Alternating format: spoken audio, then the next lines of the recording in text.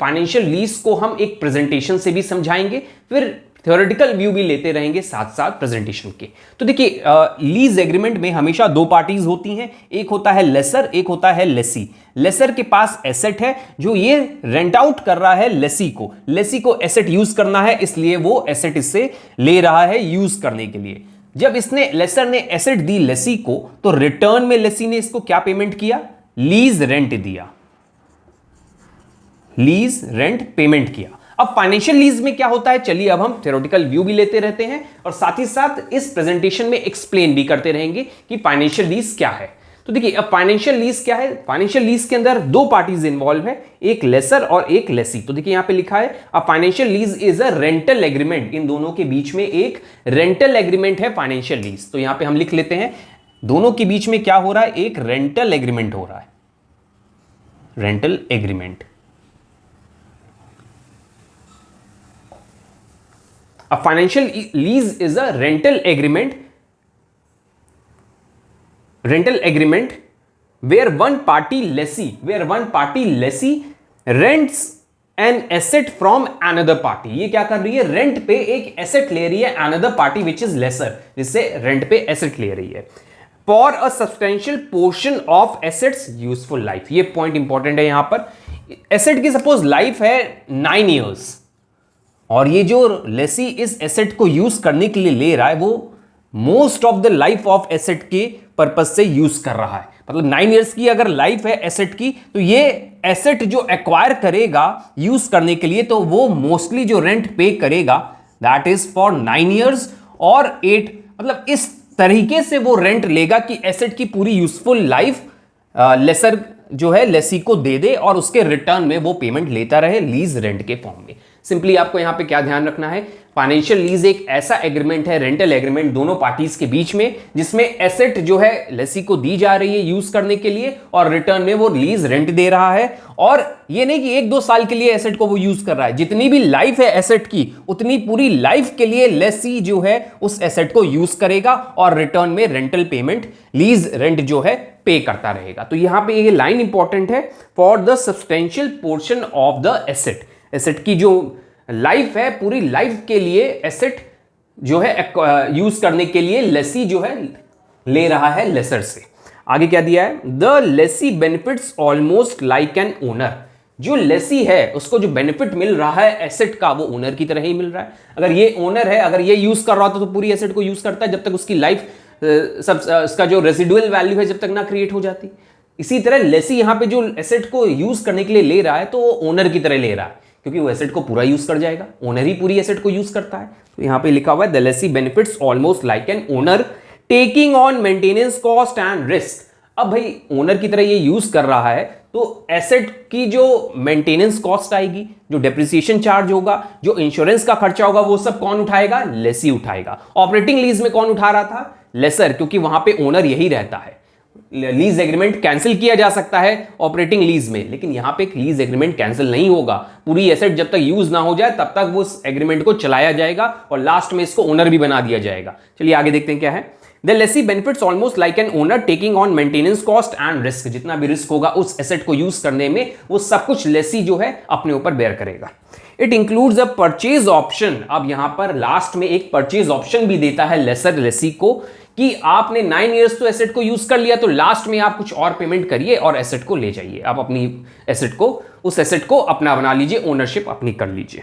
Low price giving the lessee a chance to buy the asset when the lease ends. अब last में जब 8 years का suppose lease agreement है तो जब लीज एग्रीमेंट एंड होगा, जो भी आपस में हुआ है कि 8 इयर्स और लाइफ है 9 इयर्स, तो 8th ईयर के एंड पे लेसर इसको ऑफर करेगा कि इतना रुपए दे दीजिए और ये एसेट आप अपनी ही बना लीजिए, इस एसेट की ओनरशिप आप ले लीजिए। कुछ लो प्राइस ऑफर करेगा जिससे ये लेसी रेडी हो जाते हैं मोस्टली एसेट को लेने के लिए।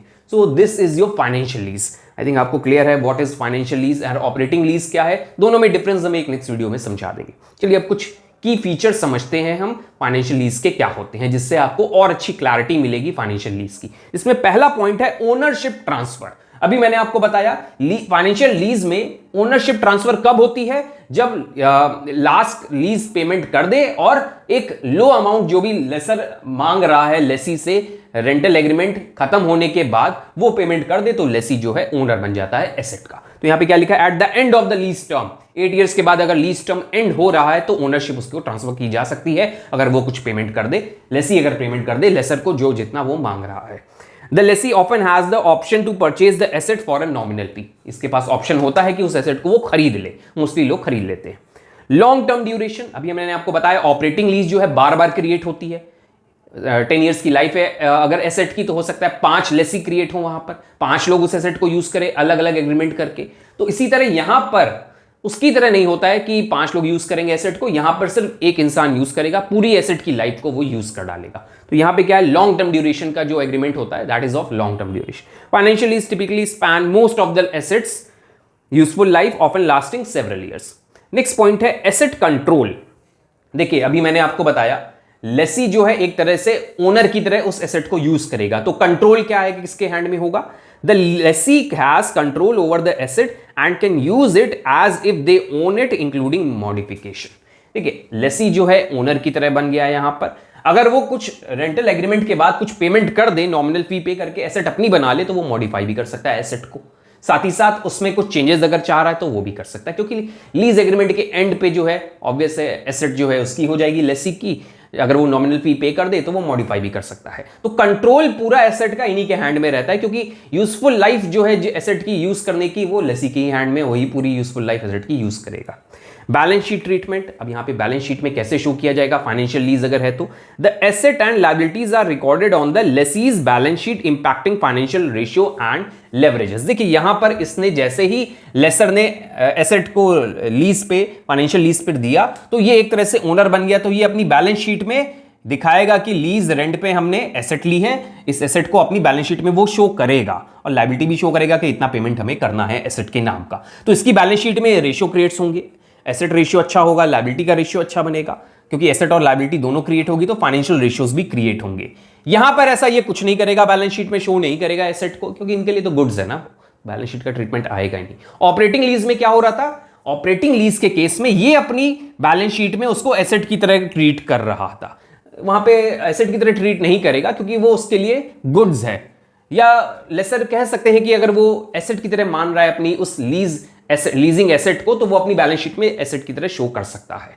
तो ये तो हो गया हमारा बैलेंस शीट ट्रीटमेंट, ये अपनी बैलेंस शीट में उस एसेट को अपनी ओनरशिप दिखाकर शो कर सकता है, जिससे उसके फाइनेंशियल रेशियोज क्रिएट हो सकते हैं। Next is depreciation benefit. देखिए ऑपरेटिंग लीज के केस में डेप्रिसिएशन और मेंटेनेंस कॉस्ट सब पूरा लेसर उठा रहा था, तो सारे टैक्स से related benefit, profit and loss statement में डेप्रिसिएशन का ट्रीटमेंट सब कुछ लेसर कर रहा था, लेकिन फाइनेंशियल लीज के केस में ये सारे ट्रीटमेंट लेसी करेगा। तो यहां डेप्रिसिएशन का बेनिफिट जो है, जिससे टैक्स कम हो जाता है, आपने पढ़ा होगा, वो बेनिफिट लेसी क्लेम करता है।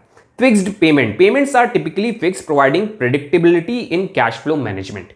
इनको पता है कि हमें हर साल 5 लाख रुपीज एसेट के नाम का पेमेंट करना है, तो इनको तो पहले से प्रेडिक्शन है ना कि हर साल 5 लाख रुपए मेरे पास से जाएंगे, कैश आउटफ्लो होगा, तो कैश फ्लो मैनेजमेंट भी ये अच्छे से कर पाएंगे। तो ये भी एक बेनिफिट इनको फाइनेंशियल लीज में मिलता है। Maintenance and insurance responsibility all lies with lessee. अभी मैंने आपको बताया ये ओनर की तरह बन जाएगा एसेट का, जितना भी मेंटेनेंस का खर्चा है, डेप्रिसिएशन, ओवरहॉलिंग कराना, आपका रिपेयर कराना, सर्विस कराना, इन सब का खर्चा लेसी उठाएगा फाइनेंशियल लीज के केस में जो हम पढ़ रहे हैं। अगर ऑपरेटिंग लीज होती तो ऑब्वियस है लेसर उठाता। तो ये तो हो गया हमारा पूरा topic, what is financial lease